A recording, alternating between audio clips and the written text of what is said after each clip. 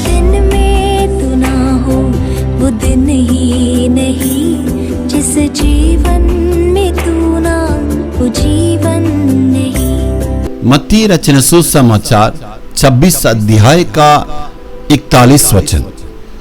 जागते रहो और प्रार्थना करते रहो कि तुम परीक्षा में ना पड़ो। आत्मा तो तैयार है परंतु शरीर दुर्बल है।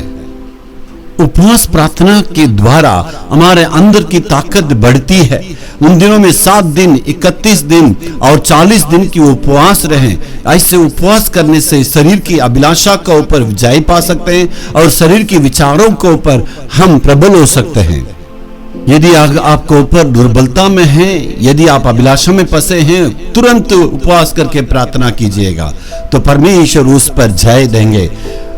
गलातियों 5:24 में लिखा है, जो मसीह को पाए हैं वो मसीह के विचार में और परमेश्वर की ताकत को पाएंगे।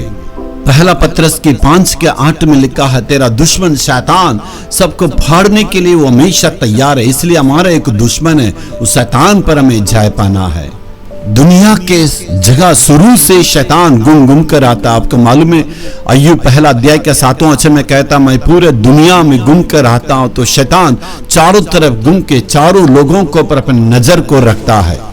आदम और अव्वा के समय से वो पूरे दुनिया में यहाँ से इस छोर से उस छोर तक, इस दिशा से उस दिशा तक, ऊपर से नीचे सारे जगह में घूमता, वो कभी आराम नहीं करता है। दूसरा कुरिन्थियों में पढ़ते हैं, शैतान हमेशा तैयार है, किसी न किसी ढंग से हमारे पास आ सकता है।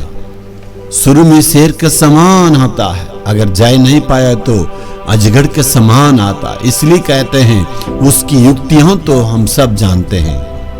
कभी कभी सीधे हमला करता, किसी आदमी के द्वारा, किसी लोगों के द्वारा हमारे हमला करना चाहता है और वो रास्ता पर रहता है, काम करने की जगह पर, रोड पर और घर पर, सारे जगह में वो तैयार रहता है। इसलिए मेरे प्यारे भाइयों बहनों, आपके पास बोलने वाले किस मकसद से बोल रहे हैं, उनके पीछे क्या छिपा, उस पर ध्यान देना।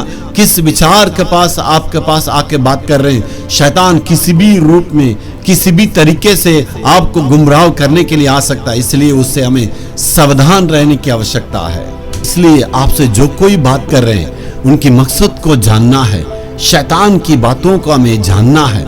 ये शैतान की अभिलाषा, ये सारी बातों पर हमें जय पाना, जागते हुए रहने से ये सारी शैतान की हरकतों से, उसकी षड्यंत्र से बच सकते हैं, उसकी युक्तियों से हम बच सकते हैं।